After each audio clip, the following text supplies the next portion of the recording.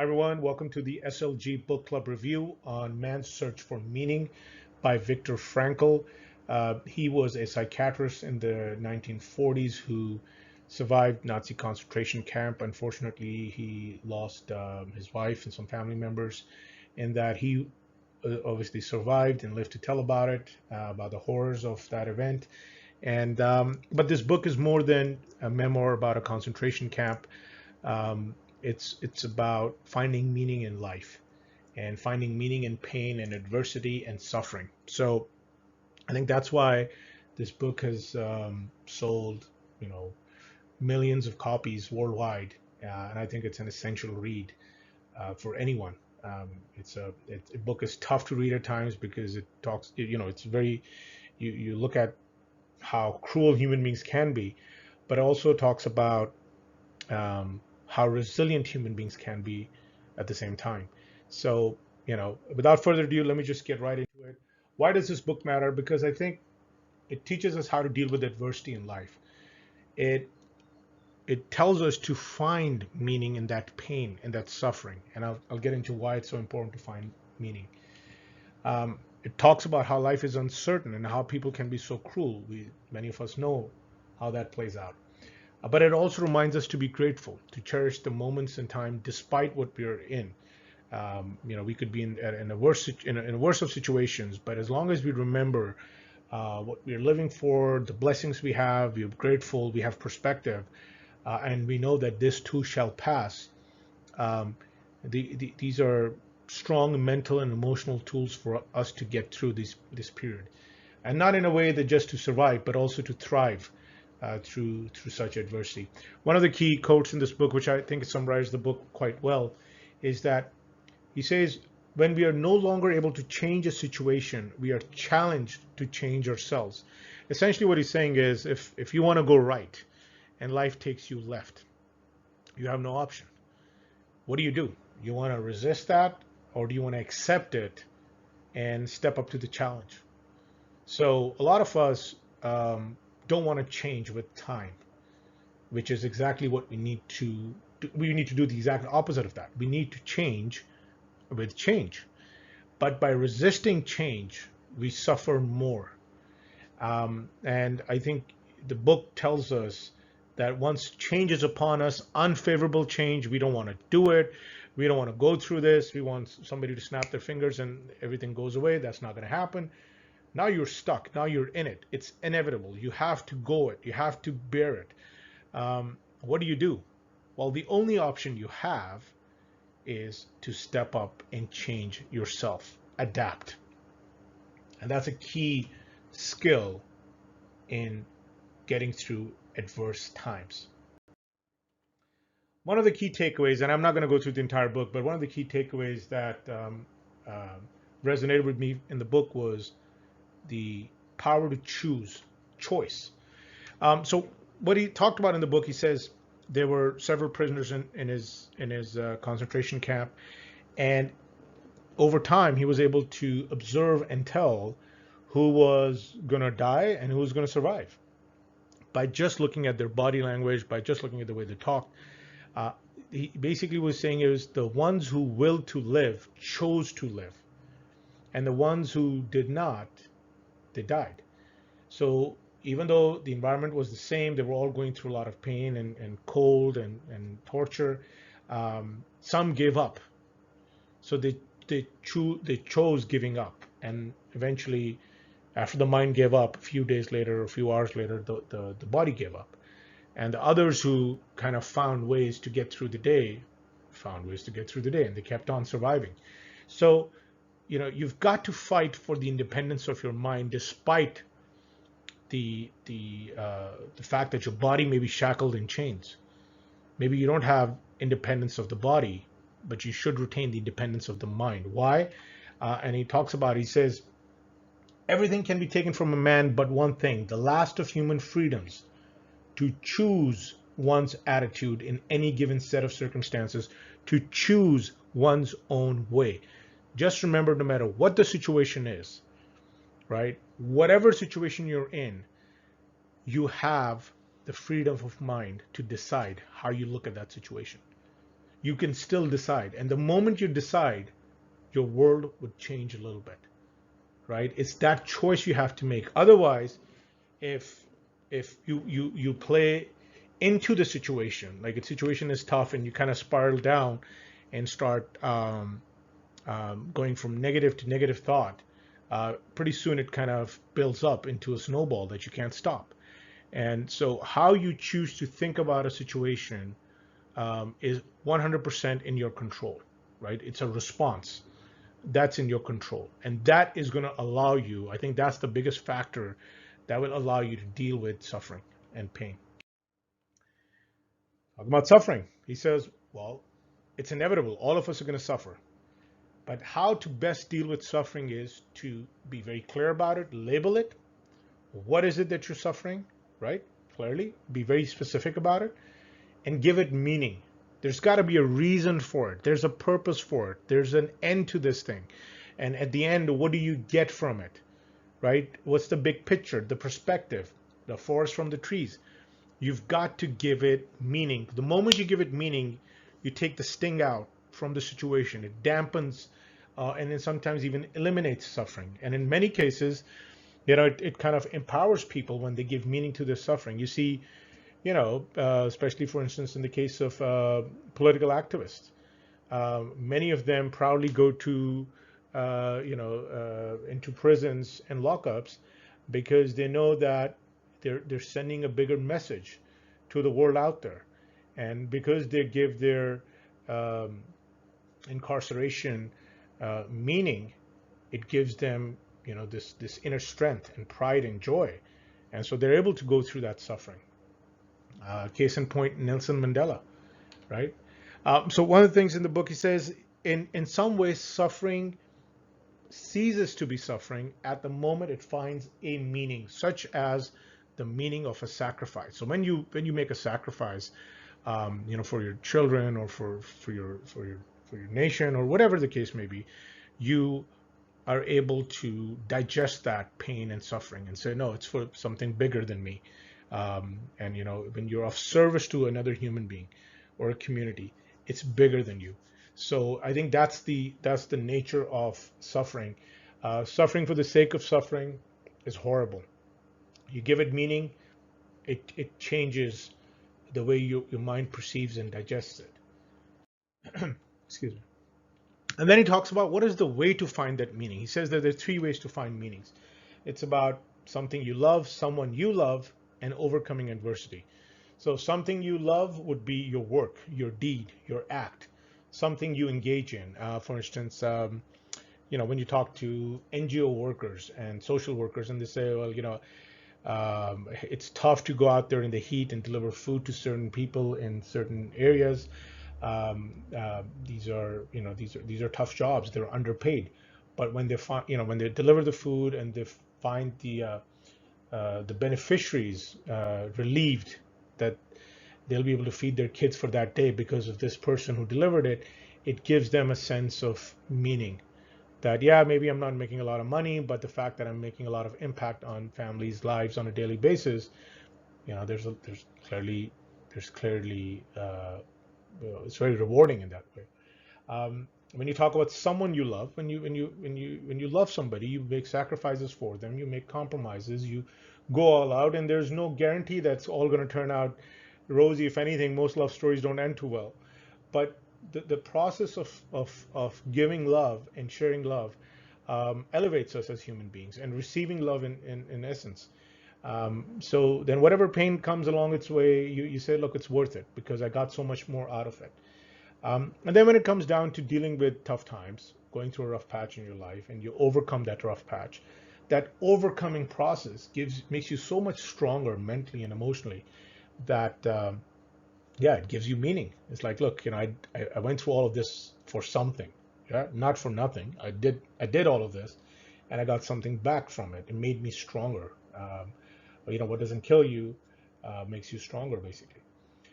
So it's all about finding meaning in the response to something, right? So you say, well, I didn't know I was going to go through this.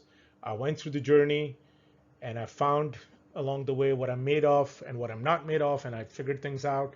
And in that response, you say, okay, great. I think this makes sense to me. I think I'm meant to do this. I was meant to do this. And I mentioned this because um, a lot of my coaching clients in the past have asked me, is like, well, I feel lost even at 40 or 50. Like I want to rethink my life, right? I want to think about how can I find true purpose, fulfillment. And I kind of go back to what Jordan Peterson's talked about, where he says, you know, something to the effect of, find the heaviest burden you can carry and then carry it, right? So take on a responsibility, and in that response, you're able to find meaning. And I know it's vague for some people, but the reality is, for a lot of us, our responsibilities are pretty straightforward. Um, you work, you earn a living, you may take care of people around you, you try to be a good social actor, help those around you, have an impact, whatever level. And in just doing so, you will find your purpose. And it's not going to be the same for everyone, right? So if you've got children, then you're responsible for them. And if you got elderly parents, you're responsible for them as well, um, including yourself, right? So you've got to be able to. It's not that difficult to find responsibility in life, but it's very difficult to accept it and say, well, this is good enough for me to take on. You don't have to be a superhero for that. You just have to be an average person who's willing to find meaning in whatever responsibility comes their way. So in the book, uh, Frankl says, ultimately, man should not ask what the meaning of his life is. Okay, ultimately, the man should not ask what the meaning of his life is, but rather must recognize that it is he who is asked.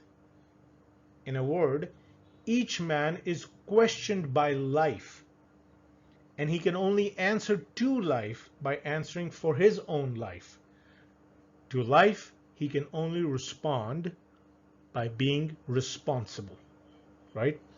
So if life says, you have kids, yep, you're responsible for it. Act as a father, as a mother. You've got elderly parents, yep, take care of them. Act as a good son or daughter, right? It's life throws at you. Just do that first, instead of trying to say, I'm going to be wearing a cape and flying all over the world saving millions. No, no, no. Just in your immediate circle, work with what you have. Take care of those responsibilities, and you will find meaning in life. I know it's not very glamorous, but that's where you start.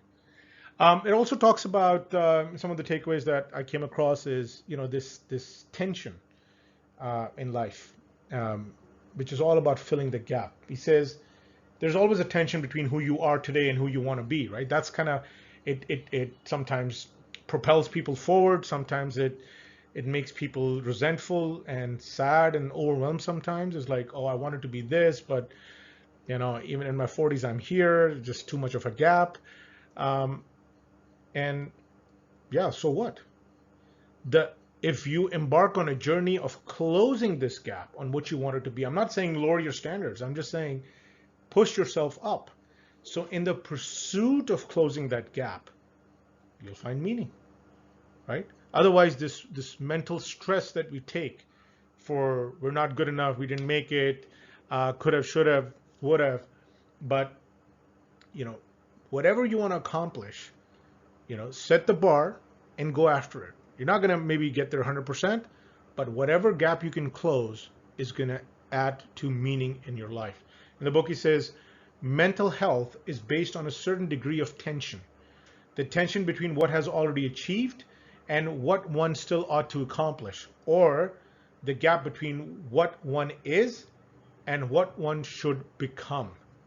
Okay, so you know if you have if you're aspiring to do great things, keep going. If you think that you've peaked out in life, reset your target and create that healthy tension. But if it's too far out, we can get overwhelmed, right? Create that healthy tension and try to close the gap on a daily basis. That's where the habit system comes in. I've talked about that many times in the past. All right. In a nutshell, I saw this graphic online, so I wanted to share this with you guys. Think about it as a meaning versus success graphic, right? So meaning on the y-axis and success on the x-axis. So on one side your success, on the other side you have failure. On the north you have fulfillment, you have meaning, and at the bottom you have no meaning, you feel empty. So if you are failing at life and you have no meaning, you feel like you're living a wasted life, right? Uh, but let's say you're successful in life, but it's still, there's a sense of emptiness. There's no meaning to it. You've got a lot of money, you've got cars, but you're still depressed that you don't feel you don't find any purpose in life. I've had a client who's kind of gone through that. You feel like your life is very shallow, and it kind of gnaws at you for the fact that you have been able to solve finances, but you have not been able to solve purpose and fulfillment and meaning in life. And we can keep ourselves occupied and busy with all this other stuff for only so long. There's only so many cars we can buy, so much travel we can do, clothes we can buy, electronics, etc. Eventually, you've got to have meaning in your life. Ideally, what you would like is to be successful and have meaning, right? So that's the ideal life. But I think a lot of us try to, uh, push for at least some meaning, which puts us in the quadrant of a sacrificial life, where we may not be succeeding all the way in terms of the career we set out to achieve, or the money we needed to make, or the kind of family life we need to have, but maybe we're having impact on people's lives. And maybe we say, okay, fine, we're doing it for the kids, or we're doing it for whoever else. And that would be a sacrificial life. I've found most people, very few people have found them to be living in the ideal quadrant. I've found most people to be living between sacrificial and shallow. That's kind of where I found most people. Um, I know of people who potentially could be, you know, put in the left and south quadrant, but for the most part, I think we live in the sacrificial. Either we're succeeding in business, or we're succeeding in having meaning, but not both. And ideally, we want to have both. But eventually, the point is that meaning is still more important than success, because what I believe is that end of the day, um, we feel the reward for for living a meaningful life supersedes the financial reward, or the financial security that we have. This is just my opinion. Love to hear your thoughts. I know it's more nuanced than that, but in general, I believe meaning is more important than financial success or any other sort of more traditional success that we typically associate with. Uh, quick summary for man's search for meaning. First thing is accept the unavoidable. Things will happen. They're out of your control. You're only human. It's okay. Accept it. Don't resist it. Uh, the other part is level of suffering is a choice. It's I mean, we're all going to suffer, but we don't have to be miserable. We can choose to think that, okay, I have to act responsibly. Let's be responsible, and throw yourself into that responsibility. So your suffering is going to come down. How you find your path to that suffering, the three ways is work, love, and overcoming it. You will find a way. So find a way. It's if you don't have anything happening, in terms of your work or your love, uh, just focus on the rough patch that you're going on right now.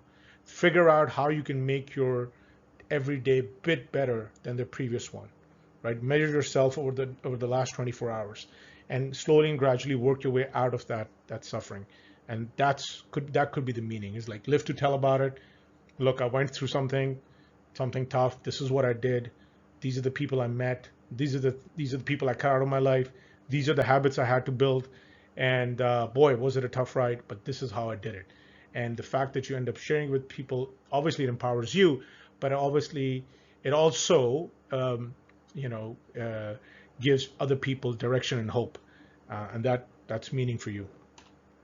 Um, and if you keep your mind's independence, like you're aware of this, you're mindful that you're in the thick of the storm, the eye of the storm, but you can get through this, right?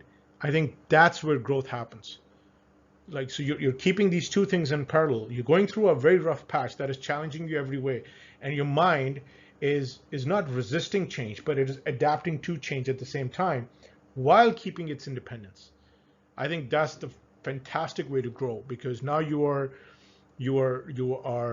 learning, adapting, adding skills, building patience. You're figuring things out. So you're going for the ride, but taking something from that whole experience, right? So you're not just getting punched for no reason, so to speak. And I think that's why, if you can mentally segregate yourself from that experience and understand there's a tough time, there's going to be a lot of learning. I don't know what I'm going to learn. I don't know how I'm going to solve this, but I will. But I'm going to keep perspective. I'm going to be positive, and I'm going to grow from this. It's gonna be your key to survival and thrival. And eventually, I would say that meaning is more important than our traditional metrics of success. So develop that meaning. Figure out why you are in certain pain, and what does it help? How does it help you or somebody else? Till you don't label it, till you don't identify it with the right um, cause or purpose, um, you know, you will constantly be searching, and searching is fine, but search with the purpose of finding purpose is what I'm saying. And I'll just end this review or discussion, if you want to say, with one quote from the book. To live is to suffer. To survive is to find meaning in the suffering, right? So if you are a physical, biological creature, like a human being who's living on the planet, you will be suffering. There's no doubt in that. But as you survive, it will give your life meaning, because survival in itself will push you into places where you don't expect to go, things you don't expect to learn, people you don't expect to meet, um, things you weren't even aware about yourself, you became aware of. So I think in the end, if pain makes sense, it makes only sense if we know what's it for. Sometimes it needs a little bit of faith. Sometimes it needs a lot of faith to go through this. But I think always remember that if in the end of it, it was for something, it was worth it. Um, so I hope that helps.